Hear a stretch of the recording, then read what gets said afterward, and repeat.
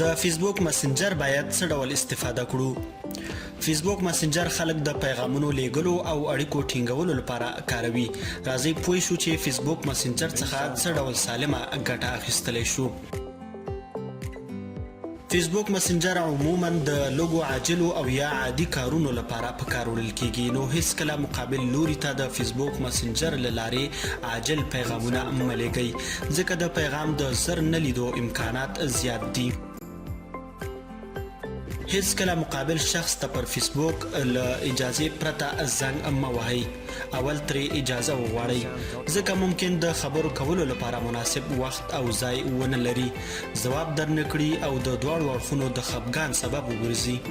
ځینې خلک خپل انټرنیټ بند کړي، خو فیسبوک مسنجر یې عموما له 5 دقیقو نیولې تر 2 ساعتونو پورې آنلاین ښیي. که چا پر وخت ځواب در نه کړ نو ګیلمن کیږئ مه، ځکه امکان دی ولري چې مقابل شخص د انټرنیټ نړۍ څخه وتلی وي.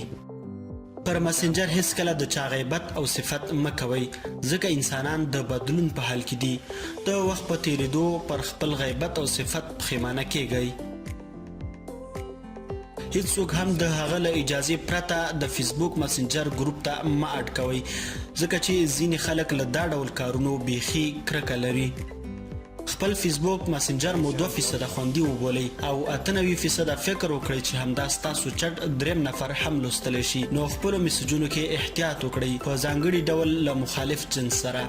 اوس 2020 کال دی، هیڅوک ګیله نه کوي چې ولې جوړ په خیر نه کوئ، نو د اړتیا په وخت کې د سلام کلام سره یو ځای مستقیمه موضوع هم ولیکئ، چې دا به د دواړو طرفونو د وخت ضایع کولو مخه ونیسي.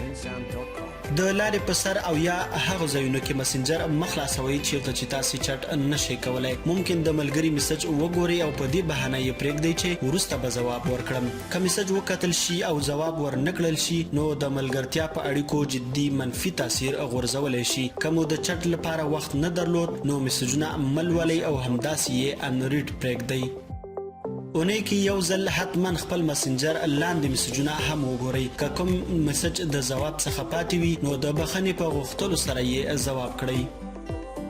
بیا یې وایم، هیڅکله مو خپل رازونه، پاسورډونه او نور ځانګړي اسناد پر مسنجر مه شریکوئ. تر ټولو بد کار د ملګري له چټ څخه سکرین شاټ اخیستل او بل چاته لیږل دي، نو دې کار ته ورغلط نشئ، حتی که ډیره اړتیا هم وي.